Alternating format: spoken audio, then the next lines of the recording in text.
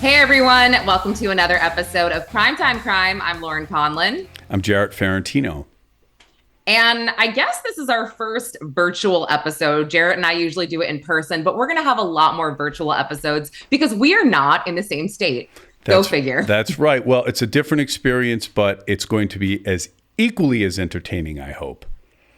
I hope so too. So first of all, we just got to get this out of the way. Obviously, we have to talk about Karen Read and John O'Keefe and Michael Proctor, and the fact that I was actually at the courthouse yesterday in Dedham. And I want to point out, Jarrett, this courthouse it's historic. There was a case in the 1920s, Sacco Vanzetti. Am I pronouncing that right? Yes, you are. Yes, you are. Okay. So yeah, these two guys were sentenced to death. And it was said that the judge was, I don't even know all the details, but he was racist against Italian immigrants. He was anti-Italian. Let's put it that way. Yes, that was what came out eventually, which I take personally. But the Sacco Vanzetti case was very, very famous case. Yeah. I mean, are you 100% Italian? Just curious. I'm more Italian than I am anything else. Let's put it that way. Okay, yeah. So you take this all very, very personally. Yes. But yeah, I mean, go ahead. I was going to say, like, they didn't have Twitter then and all the things. I mean, the Reed trial has taken a whole life of its own in real time. And it's amazing you got the chance to get up there. What was it like? Oh, yeah. So Dedham itself was a really cute town. I mean, it was, and look, the weather yesterday was perfect. It was beautiful. It was sunny. And I said to myself, I'm sitting outside the courthouse. I see people wearing pink in support of Karen Read. They're holding up signs and they're waiting for Karen and her attorneys to walk by. And not only that, her family as well. They're waiting for Turtle Boy. And I just said to myself, this doesn't feel like a murder trial at all. I saw a guy dressed like a minion on the thing. So yeah. My experience, and I've done, obviously have conducted big trials with that kind of fanfare outside, not as big as Reed, but certainly crazy. But when you're in it, you don't experience it the same way as when you're on the outside looking in. And my experience, and I wonder if you shared this, was when you actually go there, certainly the Drexel case or the Cosby case. I went to the Bill Cosby trial.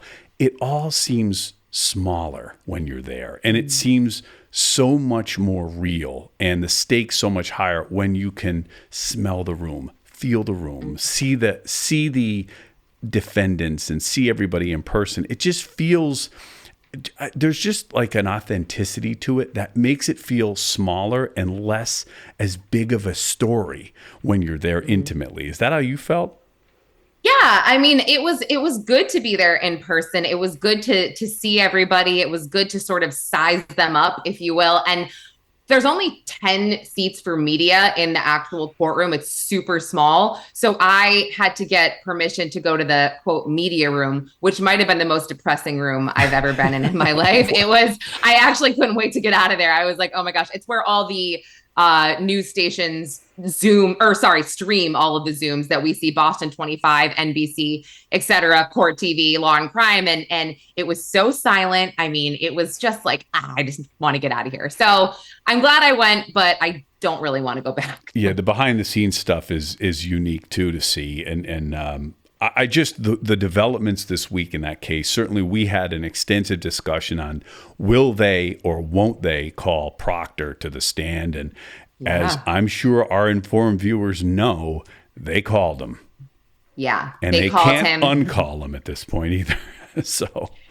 Yeah, he left a lasting impression. And I did an episode this morning with a statement analysis expert, and we really unpacked his statements just beyond the vile text messages, because look, those speak for themselves. I mean, you don't have to analyze calling someone a whack job, see you next Tuesday. I'm not going to say it. They're not my words. You don't have to analyze that. What you do have to analyze is after the fact. Is he being credible? Does he have integrity? Was he sloppy? And I think, in my opinion, my assumption is yes, he was sloppy, and no, he does not have integrity. Here's, and interestingly enough, I was lecturing at the Pennsylvania State Police Academy this week to the cadets. So Proctor found his way into my presentation in real time. And Oh, I wow. always talk about, like, imagine this situation. Proctor is sitting there. Okay. From 10,000 feet, he is the affiant and the hero of a case where a colleague was murdered. Okay. And a day and a half is spent talking about vile texts that he said or made, name calling, vile names, unprofessional names, just these assessments of the defendant that could throw the whole case and the murder of a colleague into jeopardy. And that's such a problem from where I'm sitting and from where he's sitting. This was a guy who could have made his career on this case and have been the hero. And now all we're talking about isn't how terrible everything that had happened to O'Keefe is. It's how bad Proctor is.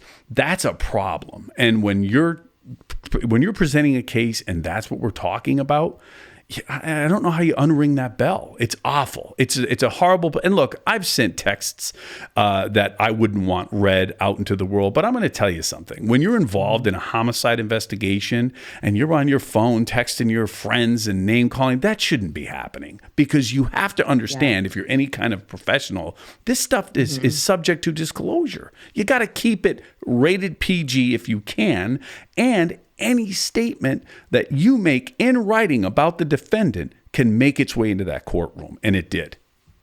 Yeah, absolutely. And I said, I think one of the most damning things, because sure, it can be argued, oh, this is just cop talk. That's how they speak. Sure, maybe one instance, right? One text thread. Okay, I get it. This went on and on and on. He really seemed to go past that. But what I thought was one of the most damning things was the talk about the bribe. He never said, no, that's so inappropriate. He pretty much redirected the bribe. And obviously we know he didn't take one. It was revealed nobody got any sort of gifts, but he said it. So now we're thinking he investigates all cases like this. And it should be known that he was the caseworker or the lead investigator in the murder of Anna Walsh. That was the exact same county as John O'Keefe and Karen Reed. And now Brian Walsh's lawyers are like, oh, wait, we're going to file a motion to name Trooper Proctor because of what we just saw. So this is going to be a domino effect. And if people don't think that. He's undoing what he's already done and what could have been done and should have been done in this case. And that's a problem, obviously. But I look at that, you talk about the bribe, and then we talk about police talk or locker room talk, if you remember from the famous tape with President Trump. Here's the thing. What works out in the real world or in the locker room or in cop world or in lawyer world doesn't play well in jury land. I'm sorry. 12 people are not going to give you the benefit of the doubt and say, oh, that's just how cops talk to each other. I would be mortified sitting in that courtroom reading these texts. If I got those texts out there talking amongst my friends, different story, okay?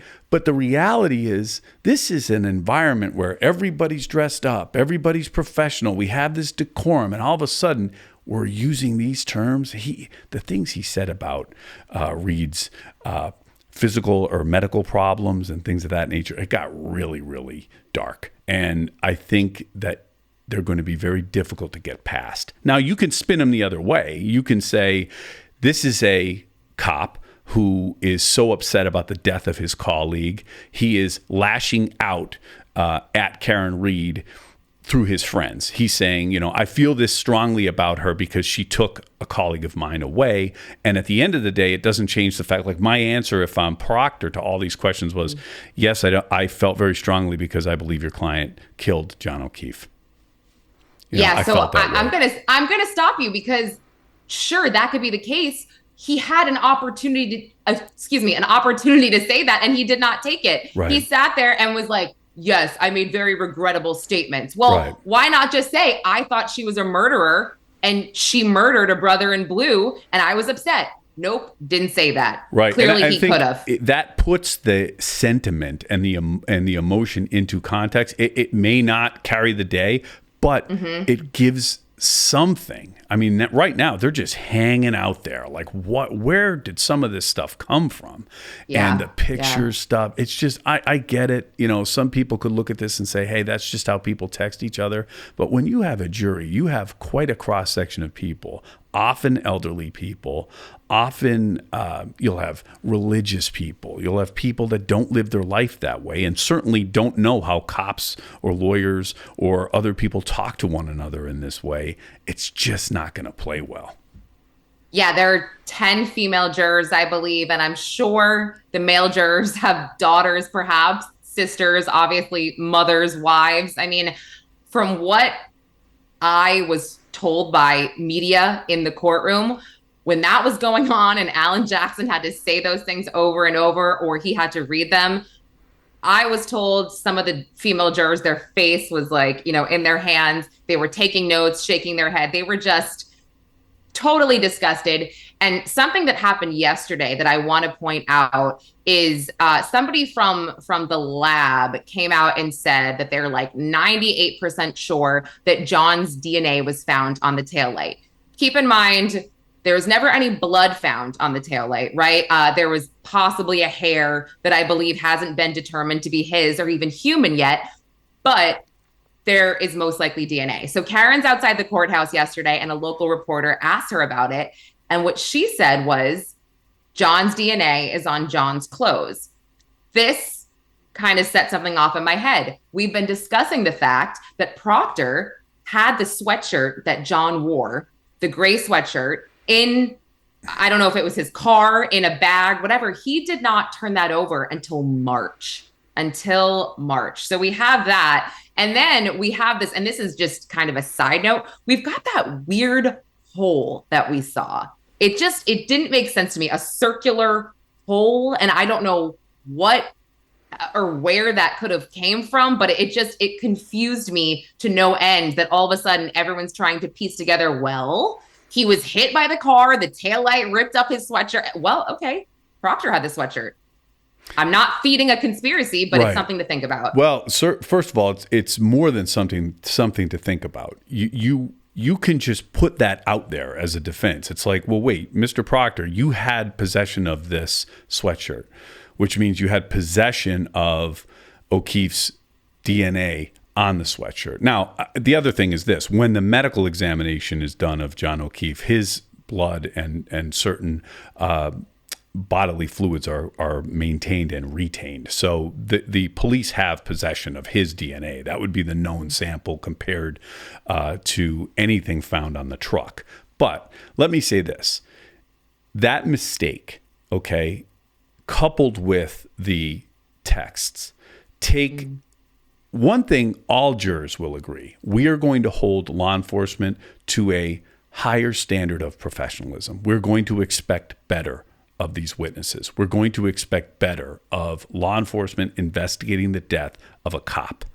When you have someone who didn't properly retain or maintain a major piece of evidence, the sweatshirt that the victim was wearing at the time of the killing, and refers to the defendant in the vile ways that he did, his professionalism is just so banged up in this case. And it's almost insurmountable. And remember what we said last week, which is true this week: the defense hasn't even started yet. Yeah. I mean, this is the Commonwealth's. Absolutely. It's the Commonwealth's case, and I'm ready to hang it up based on what I've seen.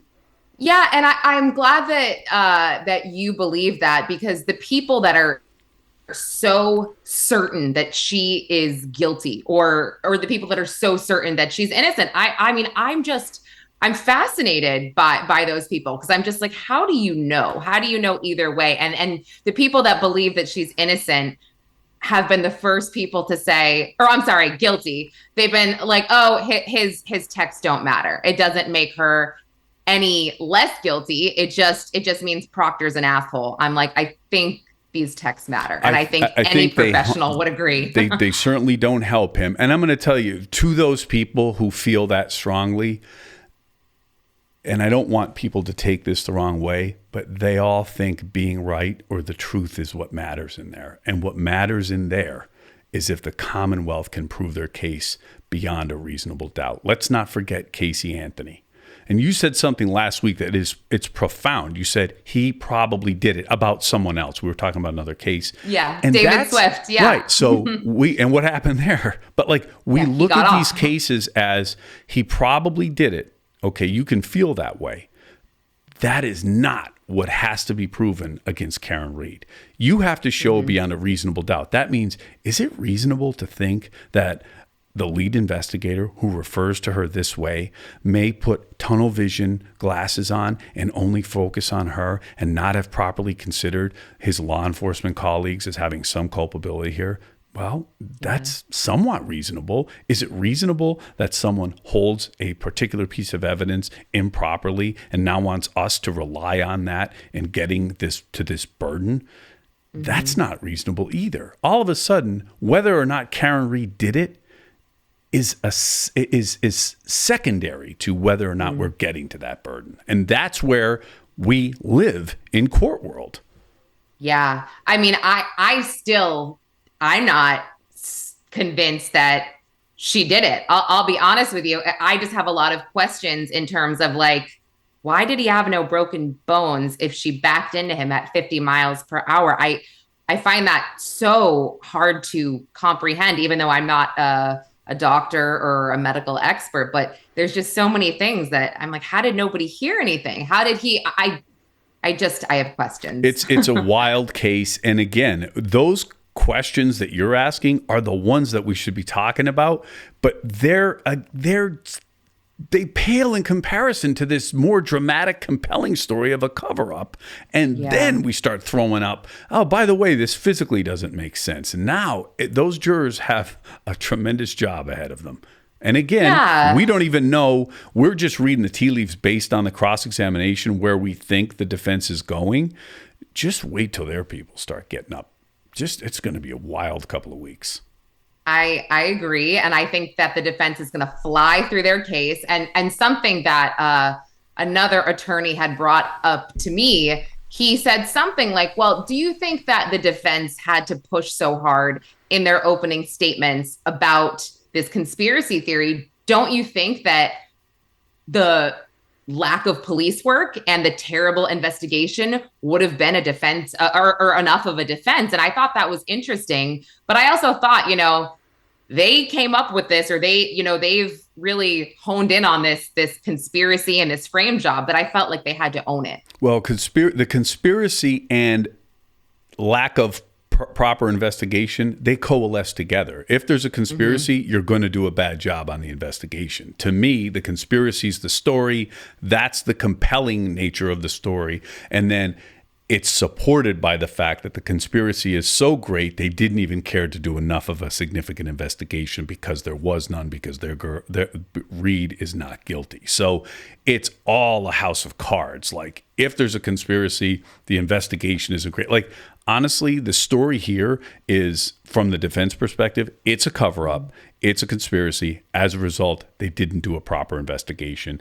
All guns had to be pointed at Karen Read, and she should be acquitted. That's their position, and I get it. But you lead with the conspiracy.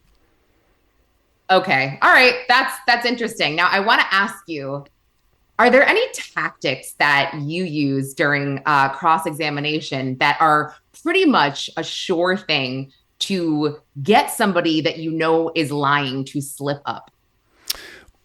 Really, it's a case-by-case thing. One of my styles, I don't want to give too many of my secrets away, but if you pull the transcripts, you're going to see, I get a witness to agree with me as much as possible about my case. I would say, well, you were driving the red car, right? Let's get, like, where if a witness gets up and says, this person's a big liar, let's say, right? I would say, well, that liar we're talking about, right? She wasn't lying when she said this, right? She wasn't lying when she said this, right? And I get that person to buttress the credibility of the witness they claim is a liar. And I say, whoops, the only thing she's lying about is this little piece of information that happens to kill your case. Isn't that interesting? So you lead them down that path. I think that's always an approach. I always try to get them agreeing with me as much as possible. A couple other tricks. One trick I do is, this if I let this one out, this is gonna. No, just do it. You have to. Okay, fine. I say to a witness who's particularly in the hot seat, let's say if it's the defendant, their shoulders are up, they're really close, and I'll sit down next to one of my co-counsel and I'll say, Your Honor, I'm just wrapping up. I just want to confer with co-counsel for a moment. And I watch the defendant every time go like this. And their shoulders drop because they think it's over. Then I get back up and I ask the questions I really want to ask. And their heart rate shoots back up real quick. And things change. That's a powerful moment. That's a tactic I often use, and it works every time. But there's a lot of little tricks you can use, but that's one of them. I try to get you mind fuck them. You literally mind fuck them. I try to get close, like on a criminal defendant. I get close enough to like smell them. And wow. Yeah, I mean, I've had some pretty wild situations in the courtroom, and one time I slammed a box of tissues down on a defendant who executed his wife, and he's crying because he misses her, and he was claiming he blacked out during the shooting. And I walk up with a box of tissues before we begin. He's crying at the end of direct. And I get up, before I ask him a question, I slam a box of tissues down in front of him. I said, You're going to need these. And that just... What did the judge do? Nothing. It's technically not objectionable. I gave the guy tissues, but it's... violent if you slam it. Well, I didn't hit him with them. But it made a point. It's like, these are crocodile tears. This is bullshit. Here comes the truth. And right. And it was like, I wasn't moved by his tears. And prepare yourself to answer the harder questions now. But that's all. And then another thing I do, if they ask me a question, or they'll there's a program response. If a witness says, one of them would say to me like, "Oh, you think you're funny, don't you?" or something like that. And I would always say the same thing. I would say, "Mr. Smith, when I'm in your seat and you're in mine, I'll answer any question you have. But today, I ask the questions, you answer them. How about that?" And that's always something that just rings everybody right back into focus. Oh, yeah. That's been said a lot during the Reed trial because the witnesses tend to answer questions with a question. Right. Which it happens. So we'll always say it's a tactic. You're thinking. Right. You're thinking. Right. I always get very tripped up on this. When is it a good time to put the defendant on the stand? Like, people are wondering, is Karen going to take the stand? Is the defense going to call her? I mean, when is it a good idea to call them or not? And does it look bad if they don't call them? Well, does that look like they're guilty? That's the bigger question. If you call them. And that's a huge question. Number one, does Karen Reed or any defendant want to take the stand? That's the question. And it's really their decision. Any defense attorney will tell you it's their decision. And if they choose to go on the stand and the attorney feels it's not in their best interest to do so, we will meet with the judge before they get on there and the defense attorney, and this is outside of the auspices of the jury, and they would say, Your Honor, I represent Mr. Smith. I have advised him that he has the right not to testify. I believe it is not in his best interest to do so. Despite my counsel, he is insisting that he wants to testify. The judge then says, Mr. Smith, do you understand that if you get on that stand, you are subject to cross-examination by the Commonwealth? Yes. Yeah. Do you understand that they can ask you about this, and this? Yes. Do you understand you have the right not to go up there and you don't have to do this and that your attorney's telling you not to? Yes. And despite all that, you still want to go? Yes. Then the jury comes back and they get on the stand. No matter when they call Karen Reed, typically they're called last because the defense wants to assess the case, obviously, that the Commonwealth put on, their case in chief, and then they'll call certain witnesses that they may have. You're not going to put Karen Reed on and then put on experts that are going to be more scientific. She would be called last in all likelihood, especially if she's strong and has a compelling story. And she is in the best position at that point to make a decision whether or not it's necessary. You would think juries hold it against defendants for not taking the stand. More often than not, I see juries understand that people don't have to testify, and they're instructed on that repeatedly. I think she would be called last, and that's a good strategy. But that's where you want to leave people, a jury, with the impression that Karen testified last. We heard her story. We got to meet her. Yeah. We got to look her in the eye, that kind of thing. So strategically last. She did tell a local reporter yesterday when she was asked about taking the stand, she's like, I'll do whatever my lawyers want me to do. That was her answer, which was interesting. And I kind of was thinking like, well, did they make you do Nightline when she did that initial interview? Or did they make you, speak on the steps that day? Because I thought those two interviews were some of the most damning almost. I didn't think that on the steps, obviously, she answered in a roundabout way. When someone said, Karen, did you do it? She's like, we all know who did it, which is crowdsourcing. So I didn't like that answer, but I didn't think that was smart. She comes across as,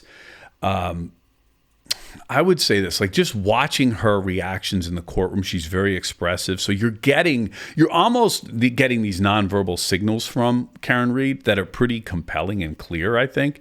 But she's very emotional. She's pretty intense. But I do think that they've done enough damage thus far that her testimony isn't necessary at this point. I think that they could probably make a strong defense, lodge a strong defense without Karen.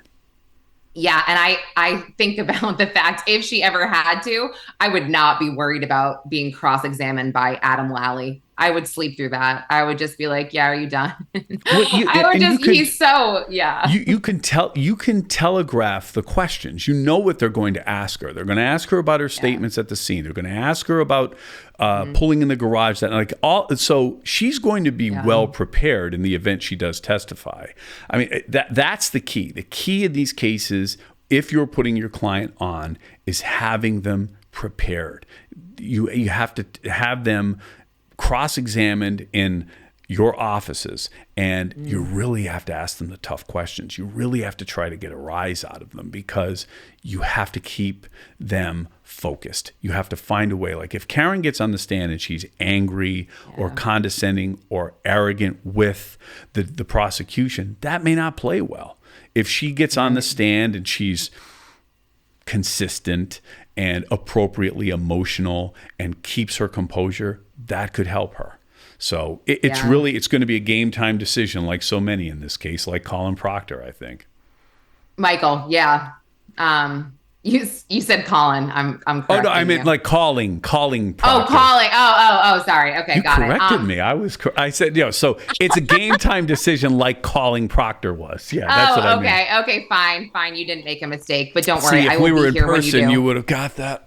I know. And it's so sad. It is so sad, but we will be in person again soon. I have no doubt. So let's pivot to another case that I introduced you to, the baby Elena case, or the Erica Lawson case out of Kentucky. And I've done 2 podcast episodes on this, and there's not a whole lot besides the motion that I had sent you from this past January, which is a motion to get the death penalty off the table for Erica Lawson, who, by the way, people that don't know, she's accused of killing her 17-month-old. And her 17-month-old died officially of non-accidental blunt force trauma.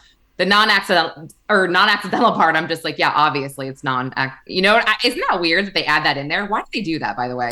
Well, that's the medical and scientific term. That actually is,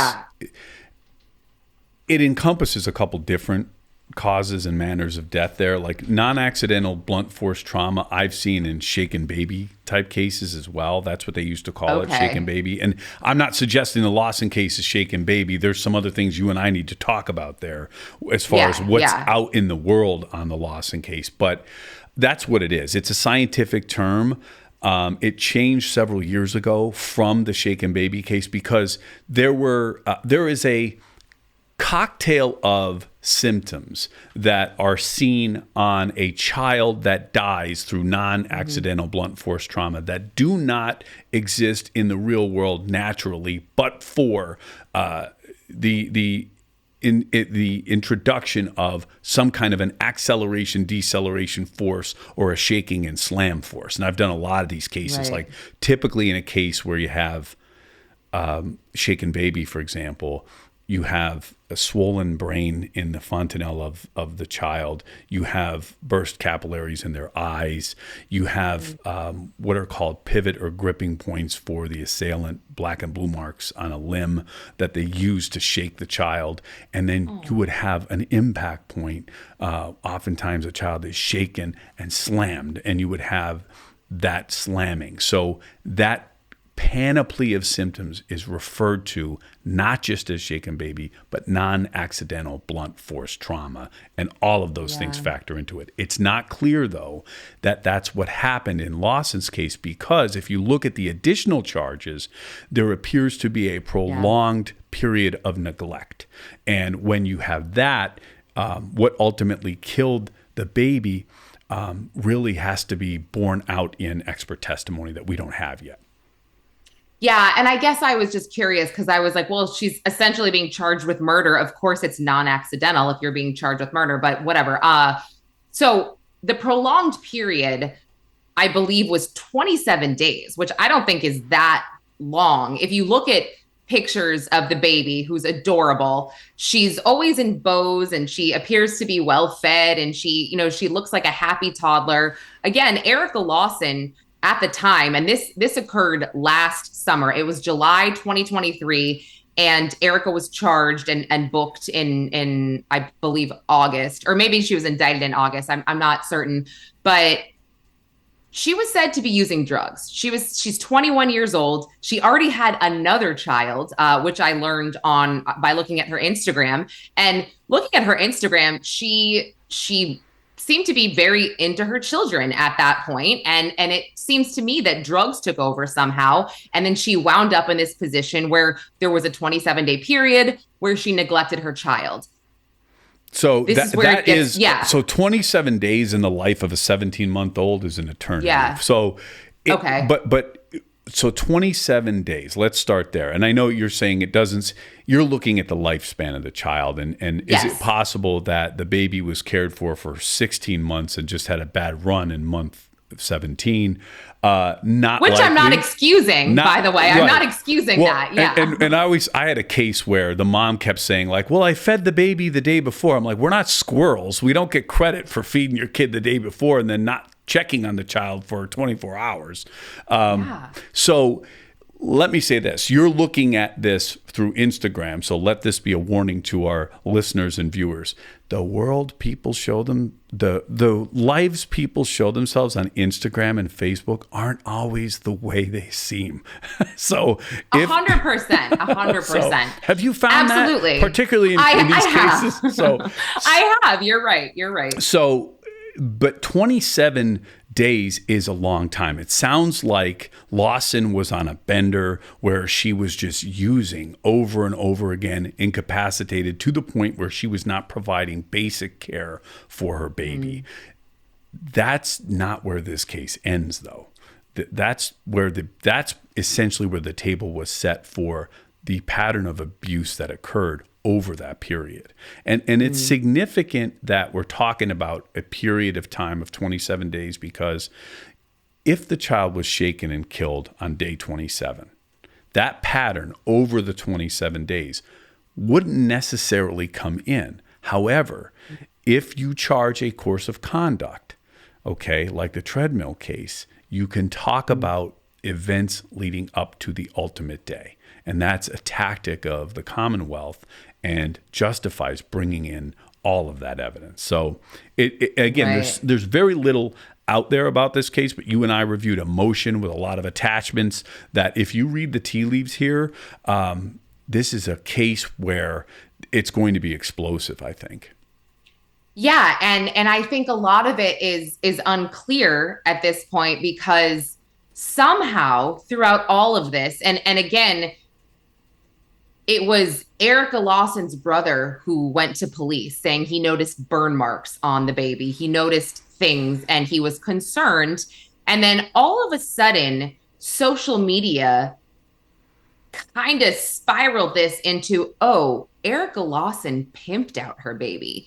And this is nowhere, by the way, in the indictment. It's nowhere in these motions that baby Elena was sexually abused. right? This is not in there. Well, it's in the motion. So you said there's not a lot of detail. The defense doesn't have a lot of detail. The defense filed a motion in January. Was that in January, the one we were looking at? It was January, yes. So the first thing that was attached to what you sent me. So this is a death penalty case. So in Kentucky, they filed a notice of intention to seek the death penalty on Lawson as a result of the death of her baby. They're saying it was an intentional murder. Not only was it non-accidental, this child was murdered, and it was Lawson's intent to murder the baby. So that's number one. The defense is saying, as of January, we don't even know what your theory is. We don't know what your theory is to how you literally inserted the word intentional into the charge. That's in their motion, but you haven't provided any information in support of that. So they're in the dark on that. If that's taken out, it's removed from a death penalty case back down to a life imprisonment case. So they're looking to strike that as an exhibit. So the motion we reviewed is a notice to strike the death penalty. Attached to that motion is what's called a bill of particulars, right? This is lawyer speak. I'm sorry. No, I need to hear your dumb legalese. So a bill of particulars is a defense attorney says, hey, Mr. DA, you said my client intentionally murdered her daughter. How? And when you file a bill of particulars, you ask questions, pointed questions. You tell Mr. DA, you tell me how this was an intentional act. You tell me what evidence do you have in support of that. That's what is pending on that motion. And none of this has been made public. A lot of this record is sealed. So I'm only basing my assessment on the representations that the defense attorney makes in those motions. But if it's not clear to them, it certainly isn't clear to the public looking at this. Where the pimping out allegations have come from, yes, it was on social media. However, Fugate, the prosecutor in this case, Lisa Fugate, she actually commented on these Facebook threads, which is insane to me. You know, there is a monicum of professionalism that Proctor is expected to be held to in his case, and prosecutors are held to. And commenting on your very own case in a back and forth with Facebook people is not something you should be doing. And the defense attorney has seized on it. I mean, they took screenshots of her posts basically saying, we sent out materials for DNA testing to determine whether or not, I'm paraphrasing, but Fugate represents, or an account identifying themselves as Fugate represents DNA has been sent out and we're waiting for the results, suggesting that, and then there will be more arrests. So basically saying, when we find DNA of others from the vaginal swabs and anal swabs that we've taken, there will be other arrests in the Lawson case because of sexual assault. Now, there's also a suggestion that that's the only evidence they had. Let me say this. There would be evidence of that kind of assault on this little baby if that's what was going on. I hope, just as a human being, that's not what was going on. I do also hope if it was going on, Erica Lawson does face the death penalty. Yes. So we didn't get to this part yet. So she was charged with also, again, it was like murder, child endangerment.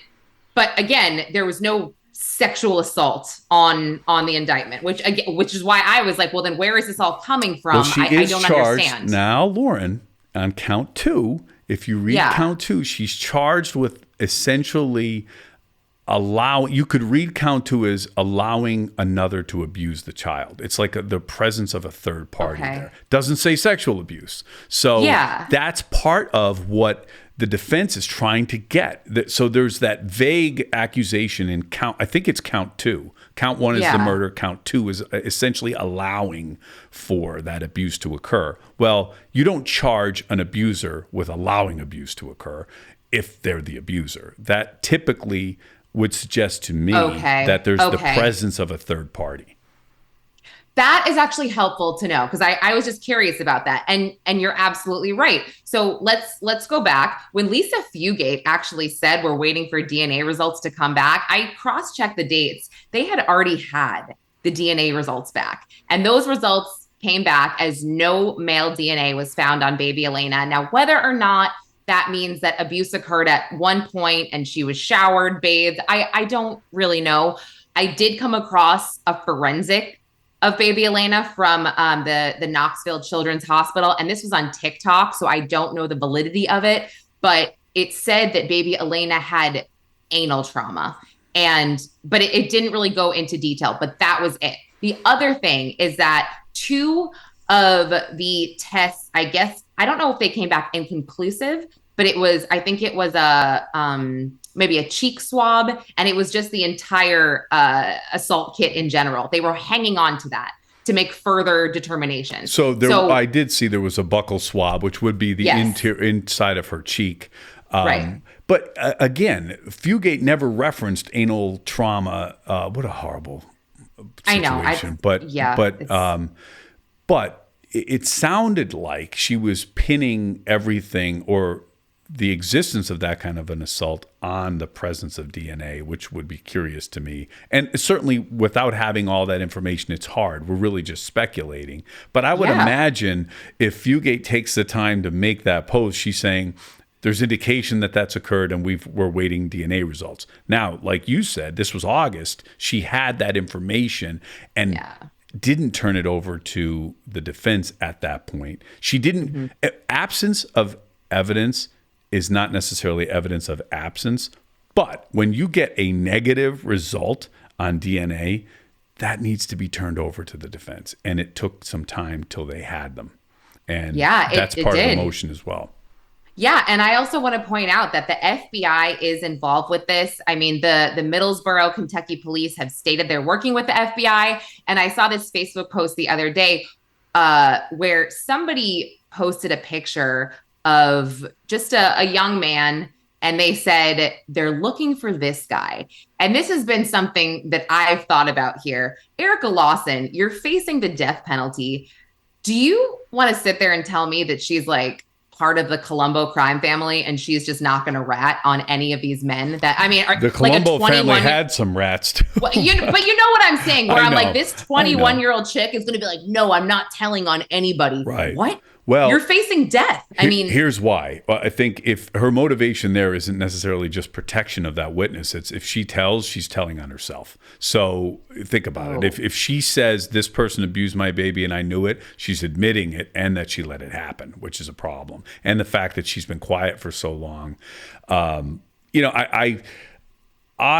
don't think this speculation would be there or Fugate would be making the representations she's made.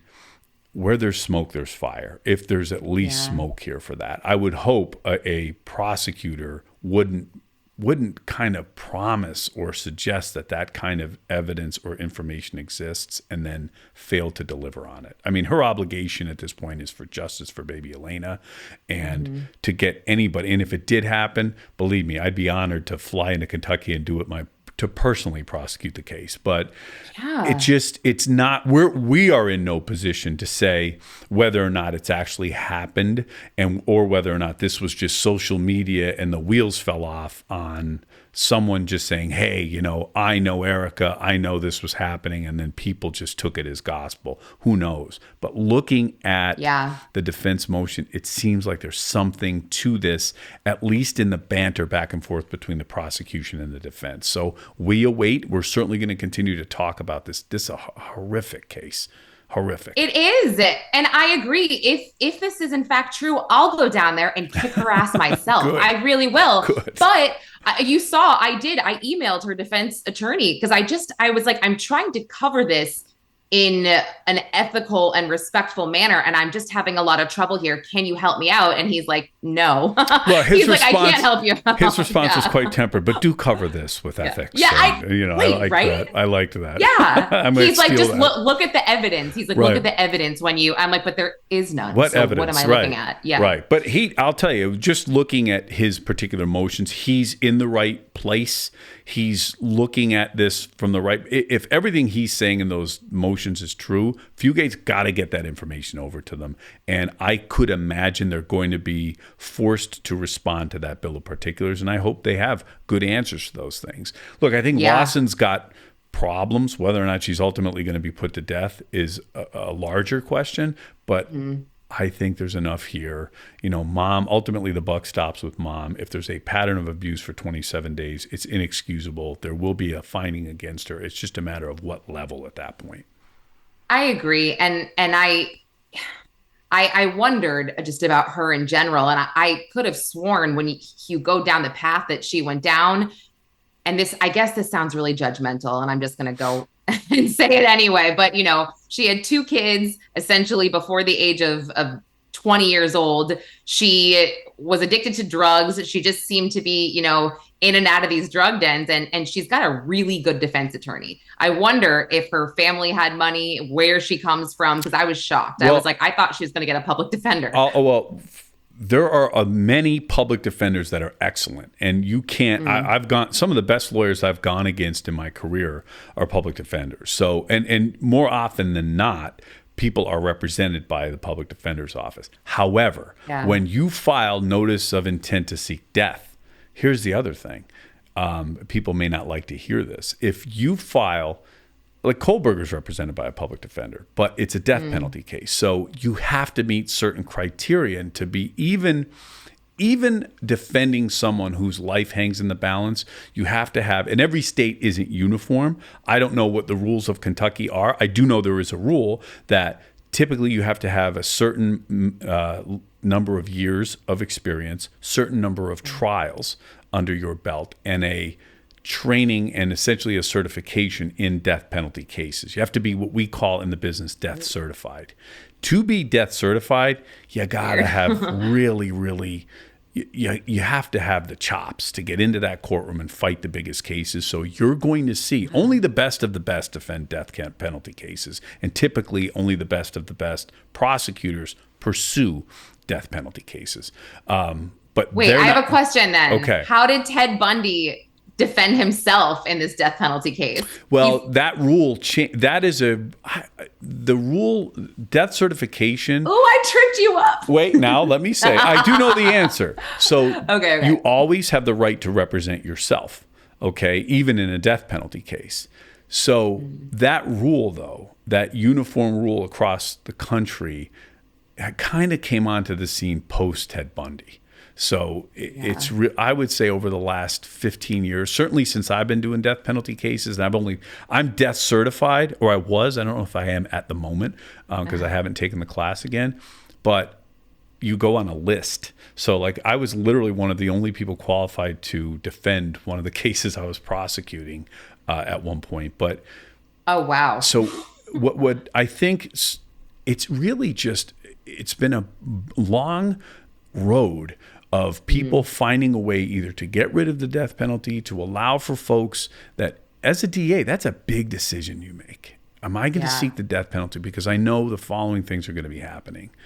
We talked about the heightened scrutiny last week, and I'm going to be going against a death certified attorney who's just not going to roll over, who's going to file every motion they need to file on behalf of their client. And the folks that defend death penalty cases are usually pretty passionately against the death penalty. So not only are they fighting to save the life of their client, they're fighting to save the lives of clients that find themselves in those situations. They're real flag wavers for their cause.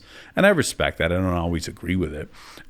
So you got to fight on your hands. It's essentially, some people use it as a plea bargaining chip, like we're seeking death, get them to plead to murder. But more often than not, it finds its way into that courtroom.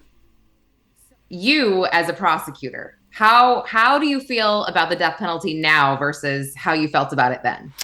My opinion on the death penalty hasn't really changed. I've sought it in cases. I've had death penalty trials. I've had training in death penalty. I never felt great about it because, look, these are murder cases. There's only one person in that room that likes taking lives. It's the murderer. For us to go in there in a suit and tie and be like, hey, take this guy out. It never felt great. It's overwhelming. And it's easy for people to be on the outside looking in saying, I'd kill that son of a bitch myself. Well, it's a little different when you're in a suit and tie and you're looking at this person over a period of months and months and months. It weighs on you. And if you're good at your job and you're a human being, it should. So I would say this, every time I've ever asked for it, I believed in my heart it was justified under the law, and I could accept the decision of the jury either way. If they decided to put that particular person to death, I could have lived with it.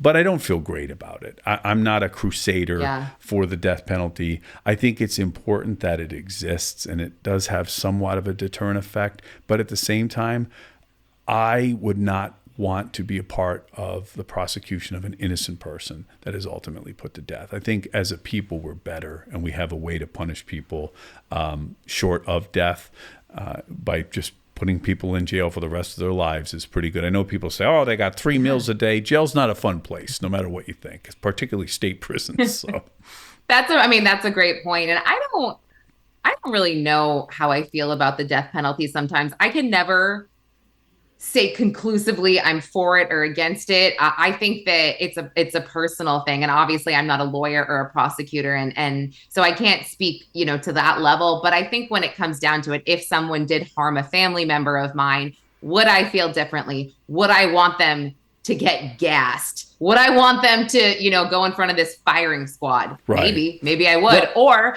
maybe not. I don't know. I really don't know. So the fact that, and you're a law and order person, you're a justice person. So think about it. Like, you're more likely to make that decision. The prosecutor makes a decision to seek it. They don't make the decision to impose it.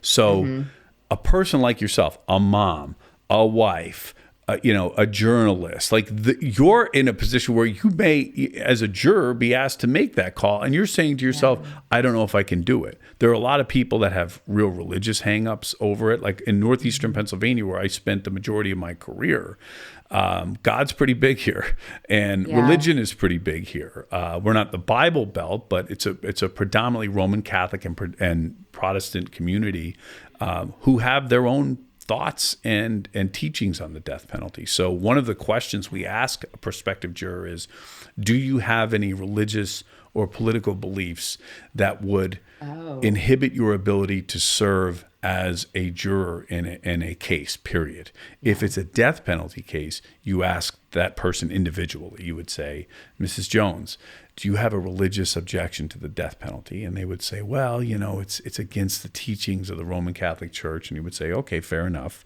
I understand that that's the teachings of the church. As you sit here today, if it is your feeling that this person should be put to death and the Commonwealth has met their burden, could you impose the death penalty?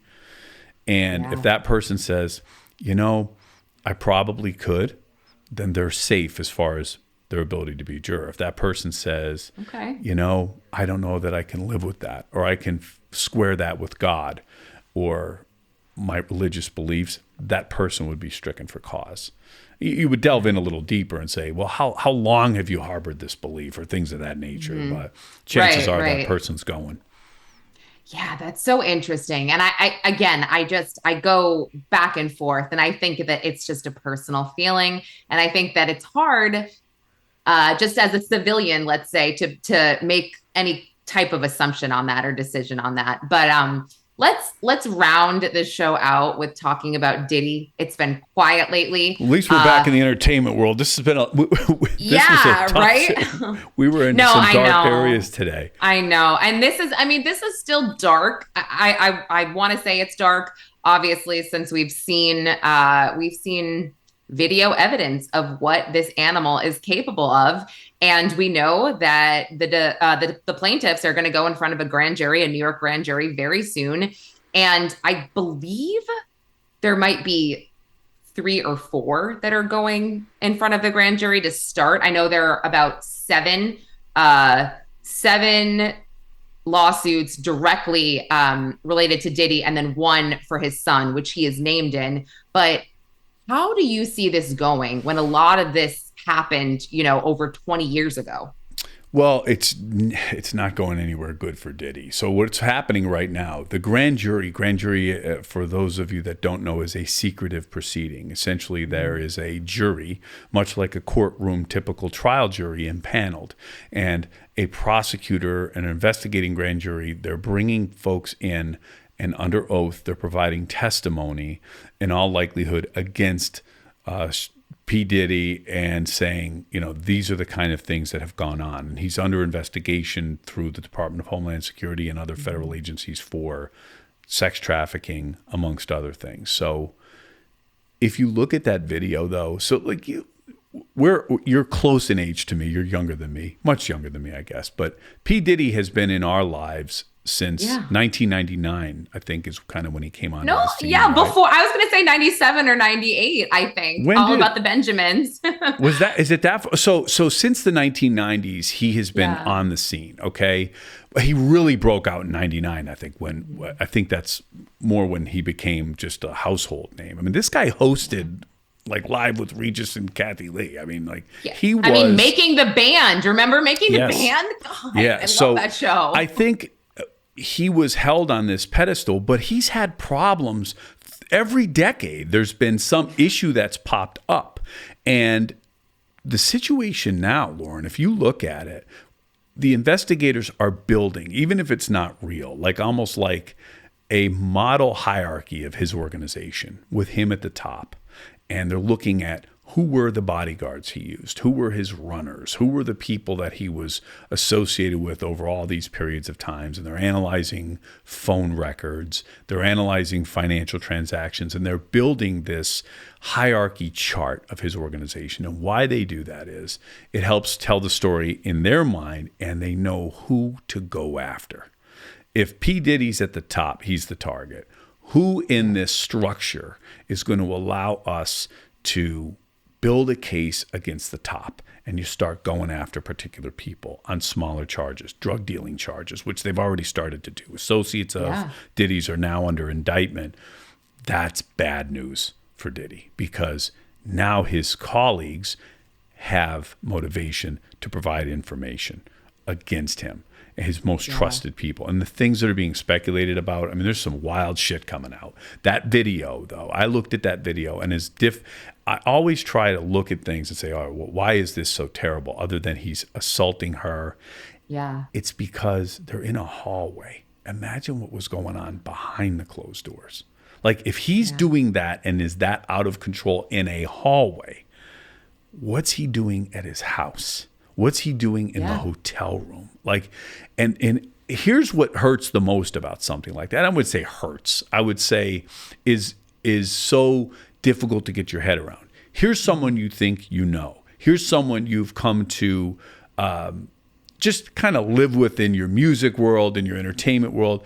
And it's just been a fact of life. And now you see him acting this way, and it breaks this notion you had of him. So you have to get your head around that. It's not unlike Bill Cosby, not unlike many other celebrities that find themselves in trouble and facing charges that you can't even get your head around. The first thing is that shattering of that image that folks had.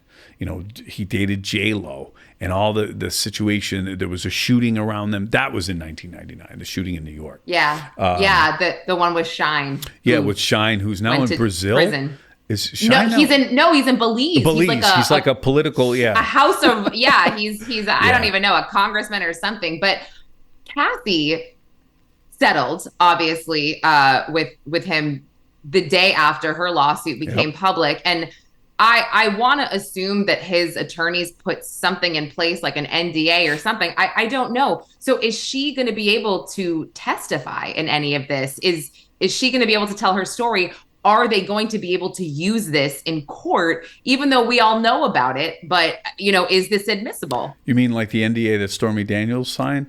Okay, so, fair. A little bit of a different situation. I don't mean to joke about it, but no, I get it. In those NDAs, and I've written them, I've had clients sign them for different, you could have an NDA for a million different reasons, but typically there's an exclusion carved out that there's an exception to provide information to your own attorney, to your own accountant, if there's a payment, and if you're under federal subpoena.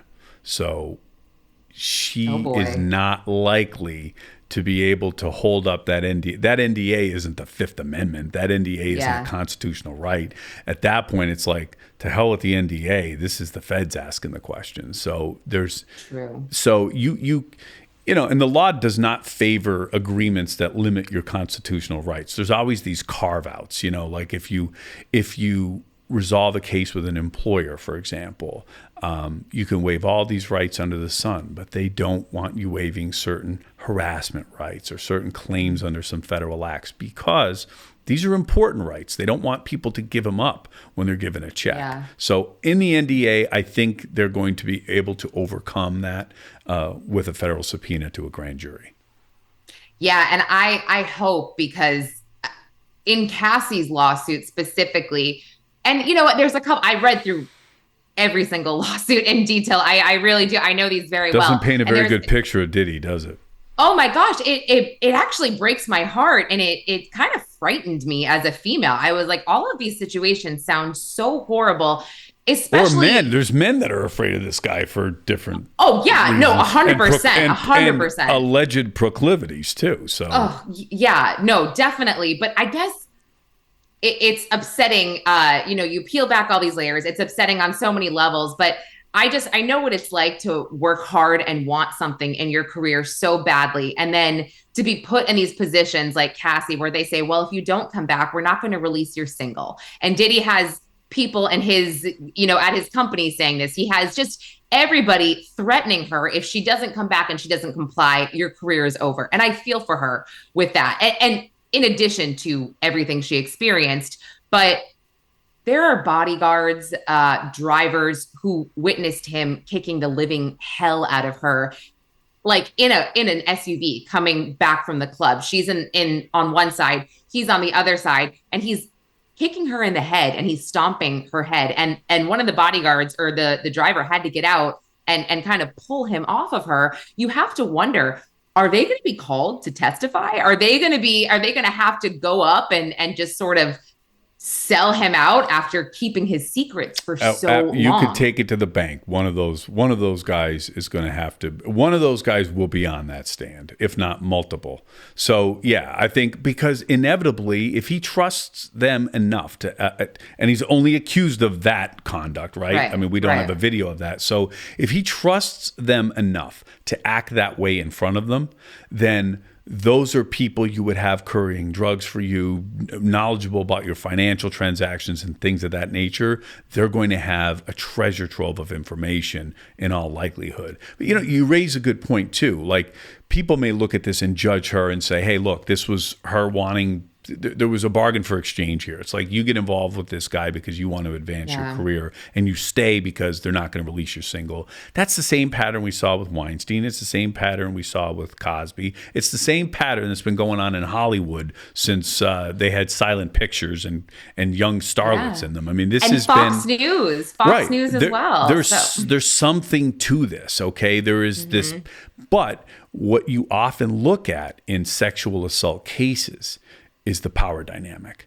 And is the power dynamic such that the assaulter has so much power and influence over the victim? And in that setting, the power play would be P. Diddy, who is this powerful media, music, Ciroc. Is that how you say Ciroc? Yeah, Ciroc. Mogul. He has a lot of power and influence and and he's physically stronger than she is. He's got bodyguards, like that dynamic. And it was no different than Harvey Weinstein and no different than Bill Cosby. Like, here's what you can't forget about these guys. They're politically powerful. They're famous. They're very wealthy. They're surrounded by yes people. They live in walled citadels. Like, that's power. Like, no joke. Like, you don't, if you're a young woman with little resources, you're not standing up to him. And the other thing that doesn't get mentioned is the reputation. Harvey Weinstein's outward reputation. Maybe people were whispering about him for years, or Bill Cosby's reputation. There's power in that. There's power in the fact that I'm watching Heathcliff Huxtable every night on the couch. I know he's such a good guy. He's so funny, so docile with women. He would never rape anybody, right? That reputation is power too. So, Yeah. you look at someone and say, hey, she was an aspiring star. She was also in all likelihood broke. She was also with little means or resources to do anything about it and couldn't even combat. I mean, these folks have publicists like who live to do nothing more than get good information out into the world about people. That's the power dynamic. So it doesn't excuse, believe me, it doesn't mean she's lily white in this. I think that, that's something worth considering. But in looking at the total picture, that power dynamic, there's something to it. And we keep seeing it all the time. We get on these hamster wheels of these sexual assault cases. And I don't think I meant like she did anything wrong or anything or should be blamed. I actually meant like I don't know what I would do in that situation if I worked so hard and I really I don't know. It just no, I get it's weird. It's strange. I get what you're saying. And I think that people can look at that situation. I hear as many people saying, well, all these stars got what they bargained for. Weinstein followed through and made them a star, whatever. Oh, and I see. But at the same time, maybe they don't understand the power dynamic. And I have not been in that situation, so I don't necessarily understand it. I do know this. There's something to it, and it is a habitual pattern we see over and over again. And the question becomes, if you're under that kind of duress, is the sex you had consensual really? If you signed a contract under duress, it's not enforceable. If you had sex under duress or under the influence of an intoxicant, for example, it's not consensual. So that's something everybody likes to just oversimplify things. There's not an easy answer to these things. And why would people stay in an abusive relationship, for example? It's the same dynamic. We're seeing with the accusations being lodged over at P. Diddy now. Yeah. And I just know just from being a female in media, I know that at past jobs, I've put up with a lot of stuff where I'm like, okay, I know this doesn't really feel good. This feels wrong. That, I'm put in this position to say certain things or act a certain way. And then I think about it, well, I really, I like this job. I want this job. What do I do? And it's not fair and it's not right. But unfortunately, that's what happens to a lot of women. And I'm not even like that, where I think, oh, women are, we don't have the same opportunities as men. I'm not even going down that path. I'm just saying I get it. I do. I understand. And I do too. But the other thing is too, Lauren, and not to suggest that you couldn't be a victim of something like that, but predators choose their prey very carefully, very carefully. And if you really look behind the curtain, most oftentimes they're taking individuals who have certain vulnerabilities that they exploit. And they're folks that aren't really in a position to speak out. That's really, and it's from the Catholic Church scandal to things of that. Like I was an altar boy in the Catholic Church, and I was like, boy, I didn't see any type of abuse or nobody ever acted inappropriately with me. However, I was part of civil cases and criminal prosecutions of priests I knew. Priests that could have acted out. And I say to myself, like, was I lucky, or I didn't come across as a vulnerable potential victim? There was no blood in the water, I don't know. But oh, wow, that's so interesting. That's another episode, believe me. Oh my gosh. And wait, that's so crazy, because my husband grew up in Catholic schools, and this priest that used to invite all the boys to come to his basement for boxing lessons, and my husband used to go, and his mom also saw nothing wrong with that at the time. I guess at different times, he was just popped on abusing little boys. And I was like, wait, so he never did anything to you? He's like, no, he literally just taught me how to box. Well, I'm like, okay. Could you imagine having that difficult discussion, but anyway, there's certainly enough of that. But my point was with that, the predators choose their victims very carefully. And, it goes beyond. Obviously, women are victimized, but it's a particular types or of women tend to be victimized more than others. I would think, and I don't mean to be controversial, other than to say that these predators try to be smart as to who they go after, for their own benefit. No, you're not controversial. I mean, that's a known thing. You know, you look at women who end up sex trafficked. I mean, there's a lot of different stats about that. A lot of them start off in special ed at school. A lot of them come from broken homes, or they have something really traumatic happen to them. It can be as small as parents getting divorced to obviously as big as you know, being molested by a family member. So you're not being controversial. And that's not to say that any person can become a victim at any time. We're talking about what you see more often than not.